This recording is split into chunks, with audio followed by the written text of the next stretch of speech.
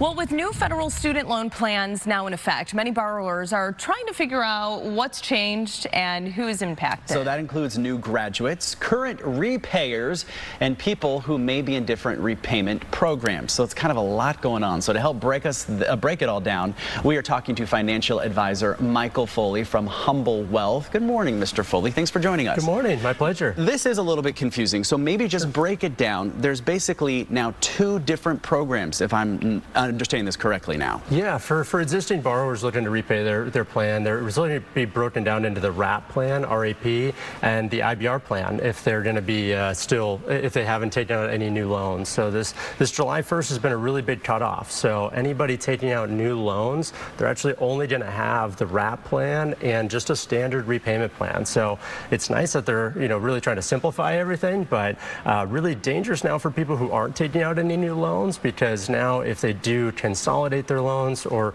take out any new loans, now it's really limiting their repayment options. And so what is the difference between those repayment options? Yeah, so the RAP plan is actually a pretty nice plan.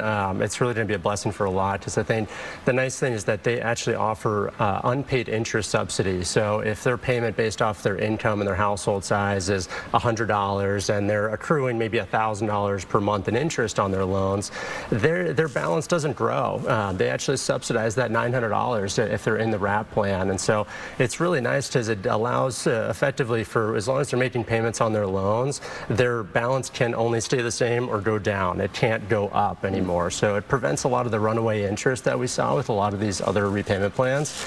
But really it does extend a lot of these forgiveness plans. So it could be a 30-year runway instead of a 20 to 25-year runway that we might see on other plans. Okay, and how about the other plan? How is that different? The other plan is very similar to the standard repayment plan.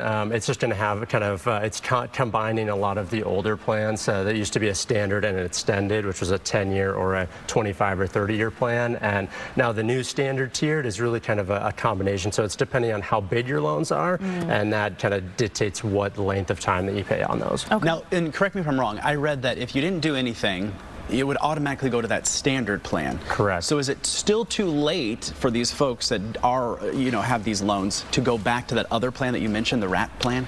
Not necessarily. I think the big thing that people are facing right now that are still on this old SAVE plan, I think that's where a lot of these SAVE plans are, borrowers are pretty jaded by everything, because everything's been kicked back for 5 years at this point. And so I think they're not even realizing that they have to do anything at this point. But a lot of times what we're also seeing is on the student aid side, they're actually recommending that people consolidate to get onto these different repayment plans like the RAP plan, which oftentimes is not true, and it's just a glitch on their system. But again, if they take out any new loans or consolidate their loans, it's actually limiting their ability to get back onto that income-based repayment plan down the line. So really important that people are doing their homework and evaluating that plan before just consolidating. What would be your best advice? Is it a good idea to consolidate loans, or is it really a case-by-case basis depending on how much in loans a person has? It really depends on the situation. There's sometimes it's a real need to consolidate to get loans eligible for like the public service loan forgiveness program or whatnot. But a lot of times just consolidating for convenience sake is what happens, and that's oftentimes a bad idea. And it could even